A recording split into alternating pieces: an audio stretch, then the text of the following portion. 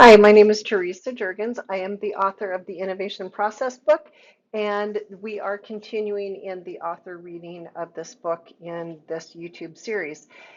Episode 20, upcoming today, is covering the last part of chapter 12, which is the WAGILE product development process overview. Part 3 of the entire book covers WAGILE product development. You can get a copy of the Innovation Process book and follow along by scanning that QR code, which will take you to Amazon. You can get either a copy of paperback or in Kindle. I recommend the paperback copy because there are so many figures and graphs in the book that will be more helpful to you, I believe. So we covered in episode 18 and 19 the first two parts of chapter 12, and this also will be a little bit long, but we will wrap up chapter 12 today. Gate 2, functional gate.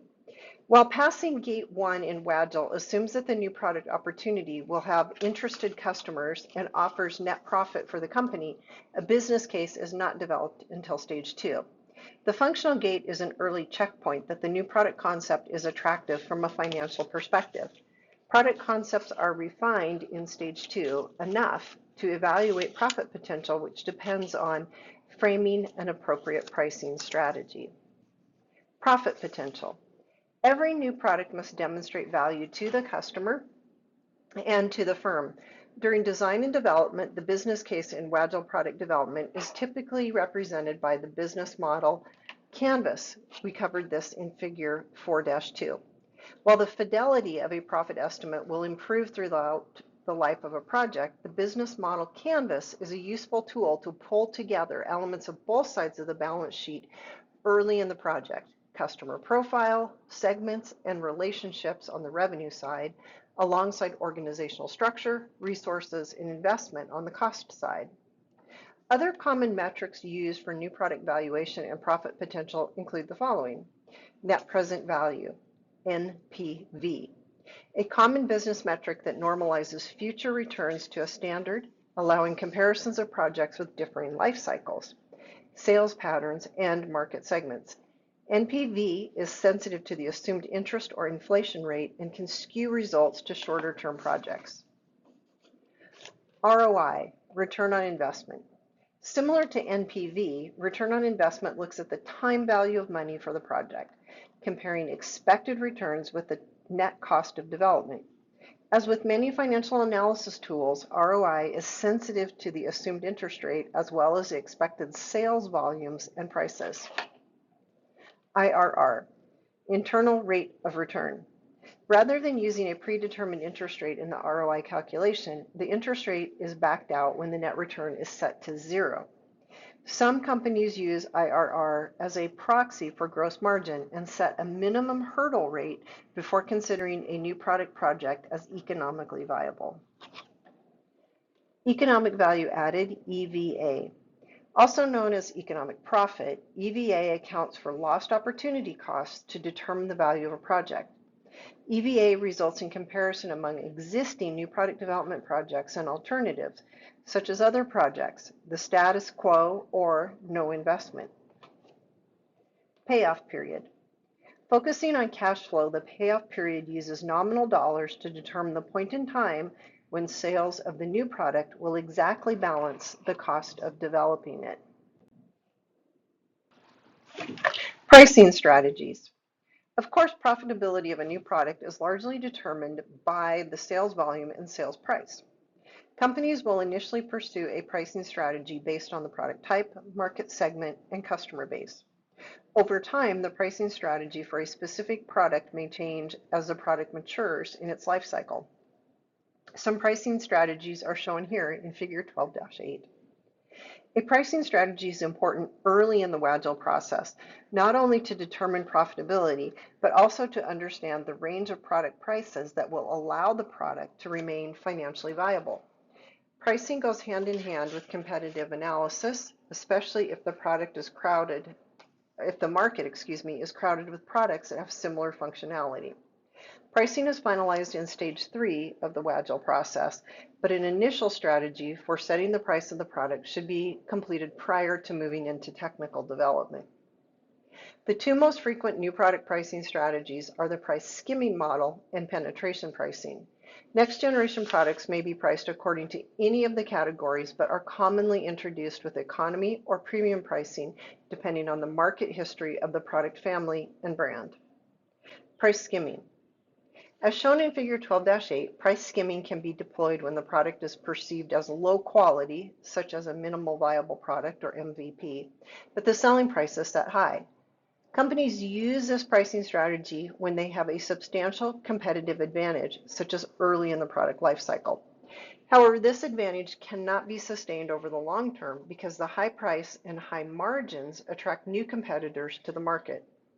As new competitors enter the market, prices fall. Smartphones are a good example of a product that entered the market with a price skimming model. When the Apple iPhone was first introduced, it commanded a very high price in the market, but as competitors, such as Samsung and Android, developed comparable products with similar features, smartphone prices declined and then generally stabilized. Penetration pricing. In the case of penetration pricing, a company offers a low price for a high quality product to gain initial market share. Once they reach an acceptable level of market share, the price is increased. Depending on the nature of competition in the industry, using penetration pricing as an initial pricing strategy risks the long-term impression that customers create for the product. When consumers pay a low price for a product, they expect the price to be lasting, and they assign comparable value to the product at this low price. It can be challenging to later raise the price of the product after setting low expectations without adding additional value. Economy pricing. In economy pricing, customers purchase products with perceived lower quality because they have very low prices. During recessions, consumers often turn away from brand names to save money. Economy products are no frills, such as store brands or generics with simple, inexpensive packaging. Advertising and promotion are minimized since the product is often selected as an in-store alternative to brand name products. Premium pricing. Premium pricing is desired for products over the long term to sustain revenues and market share. High-quality products are supported by high prices because they offer a unique competitive advantage. Consumers recognize additional value and are willing to pay for it. Premium pricing strategies are often associated with luxury products, such as hotel rooms at the Ritz-Carlton, first-class air travel, and Lexus vehicles.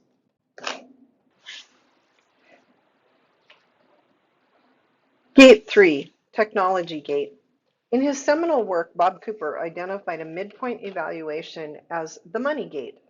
While sunk costs should never be considered as a valid reason to continue a project, there is a point at which structural commitments become nearly irreversible. In the WAGILE new product development process, passing the technology gate represents the firm's solid commitment to invest in the new product. Expense for raw materials, factory upgrades, and employee training to manufacture the new product becomes significant after this point. In addition to committing financial resources to the project, the company must ensure the right to practice necessary skills to manufacture the product. Thus, a broad intellectual property assessment is conducted, and necessary protections are sought through the appropriate legal avenues. Since production planning is an output of the technology development stage, profit models are refined, and pilot testing verifies customer satisfaction alongside manufacturing methods. Intellectual property. Often using the abbreviation IP, intellectual property is defined as a work or information derived from creative processes that results in a manuscript or design that can be legally protected for certain rights via a patent, copyright, or trademark. Common types of IP are shown in Figure 12-9, including trade secrets, which are not generally protected by the courts. Patent. Patents are a government authorization or license conferring the right or title to practice an invention for a given period of time. Such rights allow the exclusion of others from making, using, or selling the same invention. Patents are the most stringent form of intellectual property protection covering utility and design, such as function and form. Copyright. Associated with works of art, copyrights give an author the legal right to print, publish, perform, or record artistic or musical material. In the field of innovation, copyrights may be applied to advertising materials, instruction manuals, recipes, and so on. While a copyright is implied for any original work, a registered copyright is easier to defend. Copyrights protect the tangible medium but offer no protection for the idea itself. Trademark. Often used for product names and logos, trademarks are symbols, words, or phrases that are legally registered to represent a company as a whole or a product individually. For example, the Nike swoosh is a familiar logo that is also a registered trademark. In many instances, only the swoosh logo appears on clothes and shoes since it is so strongly associated with the brand name. Trade secret. Legal protection of trade secrets is somewhat weaker than other types of IP. Companies often use trade secrets to protect manufacturing methods. For legal standing, there must be very strict access controls for a trade secret to be maintained. For instance, the recipe for Coca-Cola is rumored to be known only by several people at the firm and kept in a locked safe. This unpublished soda recipe is thus considered a trade secret. Intellectual property protection is a concern for many companies due to the substantial cost of designing, developing, manufacturing, and commercializing a new product. Initiating a plan for IP should be approved by gatekeepers, beginning with Gate 3, while actions to file for patents, trademarks, and copyrights may occur at different phases of the WAGILE process. For example, our food and beverage client initiates a trademark search while a new product is still in the idea phase, since there is a lot of clutter in the naming space for these types of products. Regardless of when the IP process begins, the new product development team should be confident of the path forward to protect commercialization of the new product by Gate 3, with several actions following in Stage 4. Pilot testing. The second piece of data that gatekeepers verify at the technology gate is prototype testing. As shown earlier in Figure 12-5, each gate checklist includes validation of customer feedback. While the new product idea has advanced from an idea to concept, potential customers have evaluated features and functionality of the new product.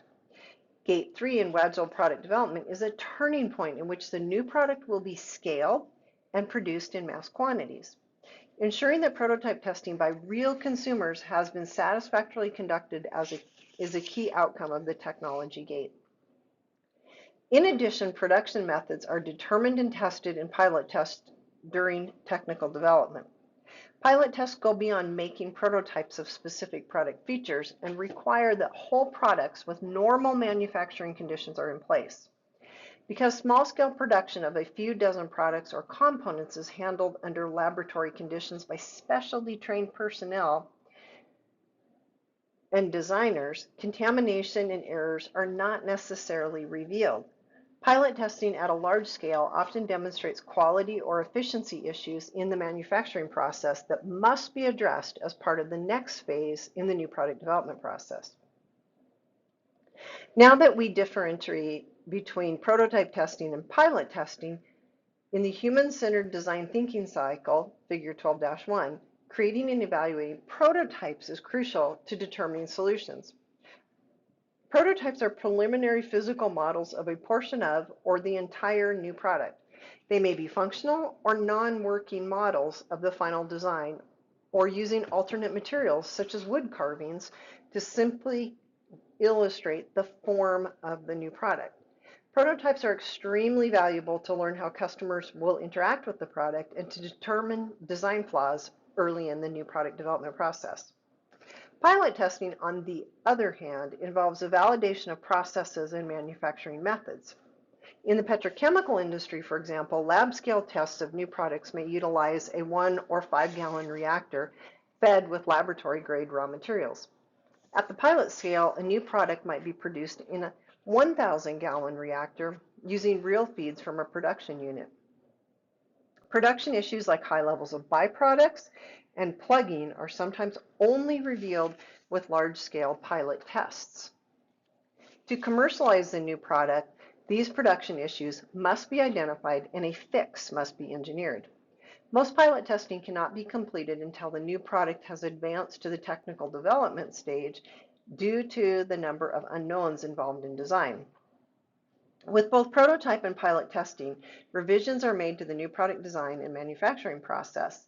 At this point, a revised business case will better reflect costs for the new product and is an expected deliverable for the Gate 3 in WAGILE.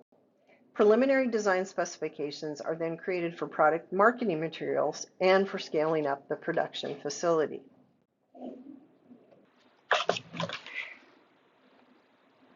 Gate 4, Constructability Gate. Following the scale-up stage, the Constructability Gate verifies the final product design and manufacturing steps. Scale-up and constructability go hand in hand. The new product must be tested in its final form alongside the marketing plan, market testing, manufacturing quality assurance, QA, and quality control, QC. Standards are established and implemented. Usability and user experience for the product are validated, including necessary documentation such as user or instruction manuals. The constructability gate is the final checkpoint before the product is formally commercialized. Market testing. As a product nears commercial launch, the marketing plan and collateral are tested simultaneously with the final product design and market testing. Market tests vary from a full rollout of advertising and brand campaigns to faux product sales in which the marketing materials are presented to the customer, but the product is not transferred. A hybrid case of market testing is a controlled sale where the ordering and distribution systems are bypassed, yet the customer is exposed to the full marketing materials and receives a product for use. Full sale. A class of market testing techniques with no special restrictions on the sale of the product or the marketing campaigns. In a full sale, the marketing plan is complete and logistics are in place just as they would be for any other mainline product for the company. Sales transactions follow normal operating procedures. Test market. In a test market, marketing materials and availability of the new product for sale is limited to a geographical region or customer segment. Test markets allow for adjustments in campaigns and production as the new product is distributed to other geographical regions and segments. Rollout. Sometimes called tiered marketing, rollouts typically involve staged marketing and distribution campaigns. For instance, a new product may be commercialized with a small retailer first, then made available to big box stores at a later date. Controlled sale. At least one element of a sale is restricted during a controlled sale for a new product. For example, the purchasing system is bypassed and product is shipped directly to a customer. Both the marketing plans and the actual new product are tested together. Informal selling. Sometimes products are newly released at trade shows, which sufficiently tests marketing of the new product. However, informal selling often controls the purchase of the product. A salesperson may agree to ship a given quantity of the new product at no cost for a customer to trial the product, or free samples are provided in a retail environment. Direct marketing. Typical direct marketing campaigns for B2C, business to consumer, include pay-per-click internet advertising or media advertising, such as television or radio. To test the marketing aspects of the new product, ads are presented to a narrow set of potential customers. Marketing campaigns are continually revised today with the wide availability of SEO, search engine optimization, and internet tools. However, direct marketing techniques specifically restrict one or more marketing variables for market testing purposes. Mini market. Most of us have encountered pop-up stores, which are a form of a mini market test. Different products, features, and categories are tested for customer acceptance, such as functionality and customer satisfaction. In this situation, marketing is largely controlled from a broad perspective, while the advertising campaigns are tested on a small, local level with the final new products. Pseudo sale. As the word pseudo implies, a pseudo sale is not a complete transaction. In most instances, the marketing collateral is incomplete and the new product is in the final form, but the company is not quite ready for full commercialization. Two forms of pseudo sale are common: faux purchases and speculative sale. Note that the pseudo sale technique may be touched upon during earlier stages of the WAGILE product development process, when customers are first exposed to new product ideas and queried for their acceptance of the idea. Faux purchase. This market testing technique is often used as an extension of a concept test. In many instances, a new product development team is trying to gather forecast data for sales to update the business case. Potential customers are asked to provide feedback on the new product and whether they would purchase it. There are many steps involved in a successful pseudo-sale test, such as selecting the right participants and preparing the marketing materials for the test. Potential customers may receive the product under consideration or another product as part of the faux purchase test. Speculative sale. In a speculative sale, the product is not transferred to the potential customer. Customer reactions to the marketing materials and to the new product are gathered as in early stages of the design thinking cycle. These potential customers are queried whether they would buy the product, sometimes including pricing or feature options. Market testing is the final step before a product is commercialized to the new product development team. Manufacturing and gatekeepers must be confident in product data and information. Much of the data gathered under market test conditions drives the revenue side of the profitability equation. However, full market testing is not appropriate for every new product launch. Next generation products may not need full marketing assessments since customer segments are already known and profiled by the new product development team. In other situations, the cost of the tests is prohibitive, or the type of product, such as an industrial product, does not support widespread testing of this type.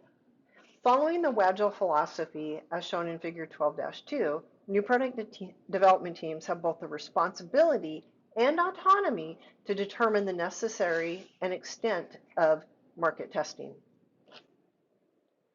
QA and QC testing. Quality is important to success throughout the innovation lifecycle.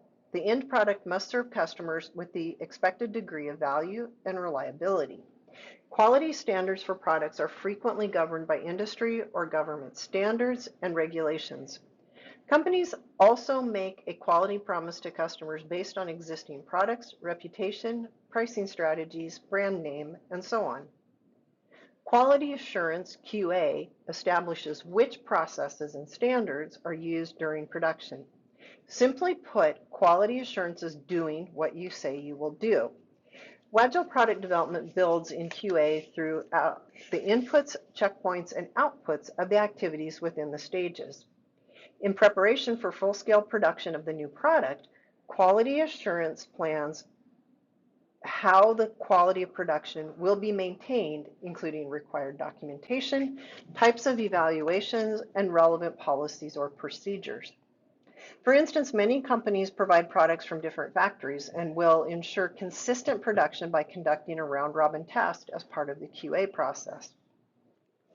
Complementing quality assurance are elements of quality control, QC, involving actual tests and results of those evaluations.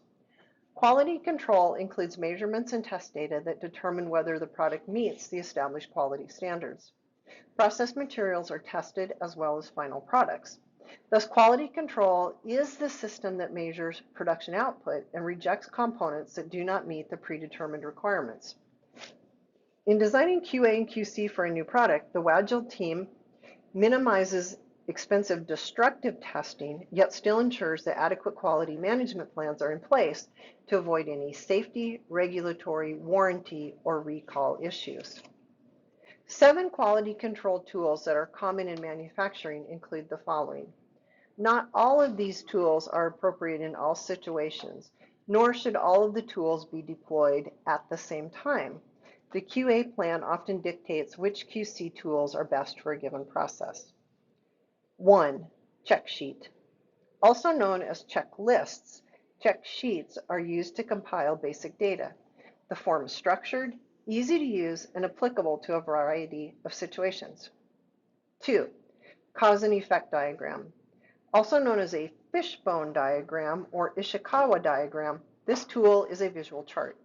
The cause and effect diagram uses brainstorming among predetermined categories to isolate the root cause of variation in a process. Number 3, histogram. Bar or column charts are commonly used to show the frequency distribution of process errors. They are useful to compare different outcomes of changing process conditions, but do not necessarily provide data on why the variation occurred. Number 4, Pareto chart. Pareto charts are a special form of histogram in which the data is rank ordered so that the highest frequency error is highlighted. Theoretically, solving a few high-impact problems will improve the overall product quality the fastest. Number 5, scatter chart. Data is plotted on a scatter chart, and any relation between the x-axis and y-axis variables is revealed in a line or pattern on a scatter chart. Correlations in data sets are then analyzed using additional methods. Number 6, process map. Offering a visual representation of steps in a manufacturing process, a process map is also known as a flowchart. Similar to simplified value stream mapping, which we discussed in Part 4 and Appendix B, the path that a product takes through a manufacturing process is followed. Minimizing opportunities for errors and mistakes can be identified by examining process steps very closely. Number 7, run charts. Control or run charts are used to track repeatability of a process. Select variables are measured over time, along with deviations from the mean and process limits. Variability in a process over time indicates existing or potential quality issues. Planning for full-scale production and passing the constructability gate means that customer and market testing are complete, production systems are fully designed with QA and QC in place, and that the product specifications are detailed for internal and external consumption. Moving into the production stage of WAGILE indicates that technical readiness is approved and that the new product is ready for commercialization. Gate 5, launch decision. Typically in a waterfall process, the launch decision is essentially a foregone conclusion once senior management commits to production, often as early as Gate 3. As discussed in Chapter 6, sunk costs should not be considered in a go-forward decision, especially for new product development projects. WAGILE product development requires a strong case to reverse scale-up decisions from the constructability gate. However, a firm might be better off canceling a new product development project at a late stage rather than plowing ahead knowing that circumstances are unfavorable or unprofitable. A launch decision focuses on logistics and full deployment of the sales and marketing plans for the new product. At this point in the WAGILE process, the development team and management are double checking technical and market readiness for the new product. In addition to managing manufacturing and sales processes, any training or IT systems must be completed. For some products, customer training is also required as a new product is commercialized. We once worked with a company that manufactured residential insulation for attics, ceilings, and walls. They had designed a very effective product with higher performance than competitors, yet sales were not picking up at the expected rate. When the company began training construction workers on the steps to install the new insulation product, sales accelerated substantially. Be aware that commercial readiness sometimes involves training external customers as well as the internal staff. Logistics. Especially with modern day supply chain disruptions, logistics and handling of new products is crucial for success in the marketplace. Raw materials must be available in the proper quantities and at the right quality level to manufacture the new product at scale. Distribution channels should include special handling of a product and placement for sale. Legend holds that Lay's potato chips are placed on supermarket shelves only by Lay's employees to prevent damage to the product while optimizing marketing collateral of bag designs. Other firms ship directly from overseas manufacturing facilities to their customers to save warehousing costs. Supply chain directly impacts the business case for a product. Working with suppliers to ensure raw materials and parts is important. Suppliers also influence product quality and can serve as strategic partners. In some cases, a vendor may suggest a standardized part in lieu of a new design, perhaps saving manufacturing cost. Commercial readiness for a new product also includes packaging for the new product. Packaging often is viewed solely through a marketing lens, but also serves to protect the product while in transit and before customer use. A recent trend in unboxing selfie videos reveals packaging is crucial to the new product experience for consumers. Sales and marketing. While it might be more than apparent, sales and marketing teams need to be heavily involved in the commercialization of a new product. Sometimes novel uses of a new product require education and training of the sales team. Salespeople also need to understand the conditions to offer the new product to existing customers and incentives for new consumers. In some cases, existing products are cannibalized by the new product, so sales and marketing teams need to understand the best tactics to maintain healthy customer relationships. Brand marketing is another arena to consider for market readiness during new product commercialization. How a new product fits into a product family or category includes sustaining the brand. New colors, flavors, and shapes of products go beyond the functionality of the product and can impact other products within the brand. For example, we discussed the unsuccessful launch of the Amazon Fire Phone in the introduction to this book. Amazon weathered the storm, but the negative risk of a failed product damaging a strong brand must be considered as part of the commercialization decision. Finally, after conducting appropriate post-launch reviews, the last step in the WAGILE product development process is to transfer the new product to mainstream operations, sales, and marketing. Revenues from new product sales may be tracked as part of strategic innovation goals, but support for the product should be no different than any other product in the firm's portfolio. Of course, this means that on a regular basis, the new product is evaluated within the product life cycle to determine if it should be rejuvenated or retired. Summary. WAGILE product development is a process that offers the discipline of management reviews, but allows flexibility for new product development teams conducting the work. Using the design thinking cycle as a basis for close customer interactions with iterative feedback as necessary, WAGILE increases the probability of success for new product launches. Managing investment risk as in a waterfall process drives incremental product development. In the next chapters, we'll investigate new roles and responsibilities in WAGILE, as well as specific activities and tools used in each stage to decrease requirements uncertainty throughout the development lifecycle. Thank you for listening to the rather lengthy Chapter 12 Introduction to WAGILE Process Overview. There's a lot of new information here, so thanks for sticking with me through videos and episodes 18, 19, and 20. In the next chapter, we're going to start talking about roles and responsibilities in WAGILE. There are a lot of parallels between people and roles that we see in Waterfall and in Agile, and we'll see some new roles that help to make sure that a hybrid process like WAGILE is effective. Remember, you can get your copy of the Innovation Process Book with the square QR code at the upper right. Follow along with the class starting on August 12, 2025 by scanning that QR code in the circle, and I'll see you next time.